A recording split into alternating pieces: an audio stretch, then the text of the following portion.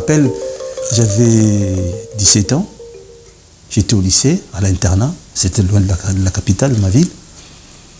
On avait un petit jeu comme jeune, quand il pleuvait, l'eau débordait, et les courants d'eau étaient tellement forts, on appelait ça rallye. On allait dans un coin, on s'est jeté dans l'eau, on s'est laissé transporter par les courants d'eau. Et cette fois-là, je me suis jeté, parce qu'il y avait un lac là à côté de moi, il y avait plein de crocodiles. Avant le lac, il y avait des rapides. J'arrivais, non, je me rappelle, oui, voilà. Je me suis jeté dans l'eau, d'un coup, j'ai senti comme s'il y avait un morceau de fer d'une voiture qui m'a... Parce que chez nous, en Afrique, des fois, les épaves de voiture, ils jettent ça dans la rivière. J'ai senti ce morceau de fer me couper une partie du ventre. Et je me suis dit, je me suis blessé. J'ai mes intestins dehors, hors du ventre. Et j'ai mis la main là pour me protéger. Et je ne peux plus contrôler les courbures, les rapides. Et j'ai oublié que quand on arrivait à côté de la plage, je devais me mettre à côté pour pouvoir sortir.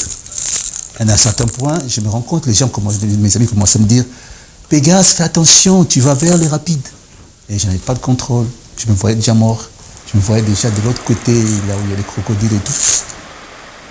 À un certain point, je me suis senti transporté comme si c'était un sous-marin et qui m'amenait vers la rive. Cette scène, tout le monde a fait la fête parce que j'ai pu m'en sortir. Et quand je suis arrivé, quand le trimestre est fini, je suis rentré dans la maison, j'ai raconté cette histoire. Il y a l'un de mes tantes qui m'a dit, dans ta famille, il y a l'un de tes grands-pères qui était pêcheur.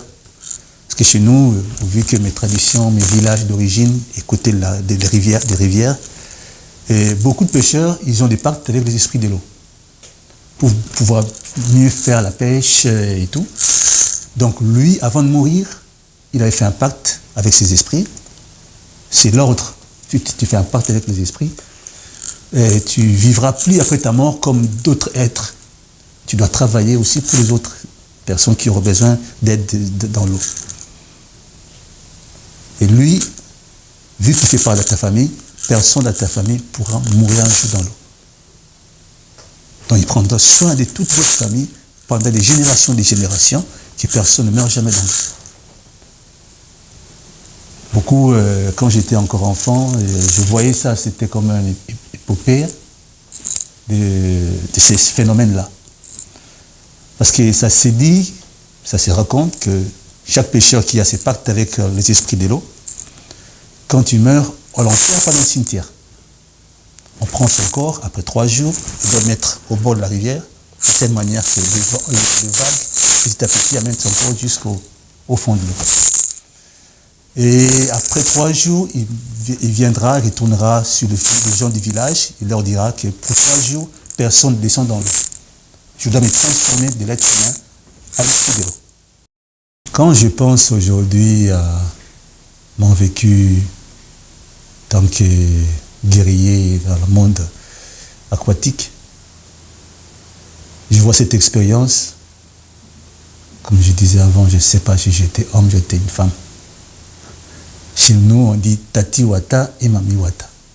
Tati Wata, c'est l'homme sirène. Malheureusement, en français, les sirènes sont toujours en féminin, il n'y a pas un masculin.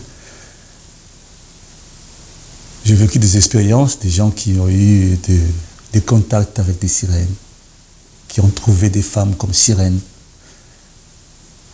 Je parle des hommes, surtout qui ont tendance à les trouver une bonne vie, parce qu'on te dit que la sirène elle est plus douce que ta femme, elle est plus douce que les jeunes filles du village, elle est plus douce que les jeunes filles, que les femmes que tu trouves dans la vie normale.